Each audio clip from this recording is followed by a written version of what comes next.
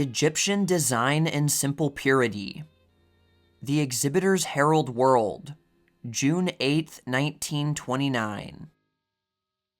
On the western slope of the Rockies, the Colorado town of Delta, which can boast of only 2,800 inhabitants, can boast of a strictly modern theater, and one which is even unusual in its architectural interests.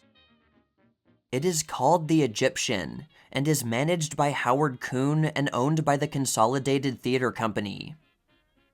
The Egyptian is one of the finest in its section, and represents much faith in the citizens of Delta on the part of the builders. And that faith has been justified.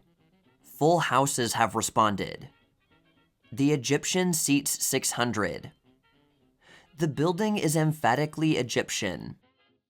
Indeed, its design in this motif possesses greater purity than is often found in atmosphere houses. Everywhere are found Egyptian suggestions. The exterior is finished in the latest California stucco, and across the entire front is an immense scarab. Another scarab has been placed above the stage. An arch-shaped roof, Egyptian heads along both sides, coves built in here and there, are some of the major mediums employed by the architect. Every light in the house is indirect, with the exception of the emergency and exit lights. The coves are fitted with red, white, and blue lights. These are shielded by the Egyptian heads, which throw the lights to the top of the room, where they are beautifully blended. On the east is found the stage, which is about 25 by 25 feet.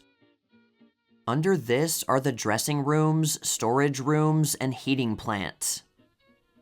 A $12,000 console organ has been installed in the pit, at the middle of the stage. Crying babies are considered anything but an asset by a theater manager. This emergency, for any fond mother will assure you it is an emergency case, is provided for in the Egyptian. A cry room has been built on the balcony at the rear of the auditorium, and it is here that mothers can take the yelling youngsters, and at the same time can sit in an easy chair and have full view of the stage through a heavy plate glass window. At the opposite end of the balcony is the men's lounging room. Between the lounging room and the cry room is found a commodious projection room. In arranging this room, the designer looked into the future, for it is so arranged and equipped that when sound equipment is to be installed, there will be no changes necessary in present arrangements.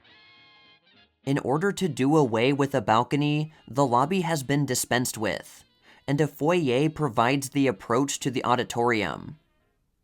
Here, in an authentic Egyptian setting, is an ornamental drinking fountain, which is lighted indirectly with the colored lights. The important matters of ventilation and heating have been well taken care of in the modern manner. The heat is furnished by passing air through steam coils, so that it is kept uniformly at 69 degrees in all parts of the building. It is heated before it enters the room. Ventilation is so arranged that instead of carrying foul air directly upward and out, it is carried along the floor and then out. The new air is mixed in large ducts near the ceiling.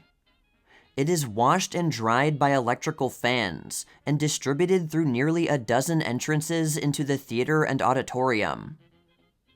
Large exhaust fans are connected with the big duct eliminators in the floor. The building is fireproof. The floors are of concrete, while the walls are of brick and metal lath.